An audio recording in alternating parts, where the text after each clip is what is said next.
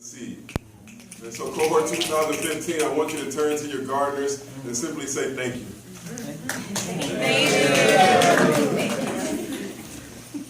Injustice is telling students that education is the key, but continuously changing the locks. As educators, we pack the proverbial parachutes for our students before they ever take off. We take them to new heights each and every day, in our classrooms and in our school buildings. We then expect them to release these parachutes that we have either strategically packed for them or that we've cheated them by taking shortcuts along the way as we stuff their packs. As educators, these parachutes must open after they leave our classrooms and buildings. It is our priority that we never cheat our most precious commodities. By inevitably packing their parachutes in a way that they are free-falling shortly upon our departure from our environments. It is our personal, ethical, and moral responsibility to provide them every opportunity for their parachutes to release days, weeks, and even years after their departure. With great privilege comes great responsibility. Our students are in dire need of each and every one of your gifts. You have the power to liberate students who have the most adverse backgrounds. Like Muhammad Ali, they will stand up to injustice before they ever falter at their feet. You have the influence to empower students, even if that means overstepping adults who have continuously failed them for over and over again. You have the capacity to promote justice and the very footprints of the powerful leaders that came before them. There are clever foxes who yearn for the opportunity to change the nature of their environment. Your students are unconquerable. As a leader, you embody the term invictus. All right, Terrance.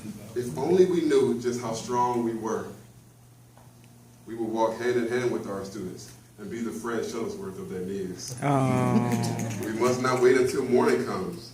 We must not point out the way in which we want our students to go. We must walk alongside them and cross the bridge to our success. In our Ecology of Data course, we discussed the concept of misinterpreting data. Oftentimes, this malfeasance suggests that many of you should not be in the position that you find yourselves in, whether by gender or race, class or socioeconomic status, or personal obstacles that we've all faced. I'm here to reassure you that you deserve everything that you've earned, and so much more. You are where you belong. To that end, we are in the right place at the right time at the right moment.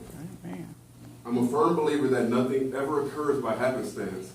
The power emanating in this room can not only build, but can sustain the best schools this country has to offer.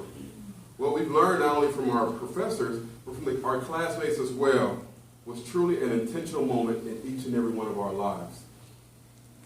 To my principals, Robbie, Noemi, and Stevie, as you find yourselves at the helm of your own schools, remember the lessons that you've learned from the individuals before, beside, and behind you, never beneath you. These lessons will lead you to all the places unimaginable. To our youngest leaders, Brandon, Jackie, Odell, and Colin, you have the world at your beck and call.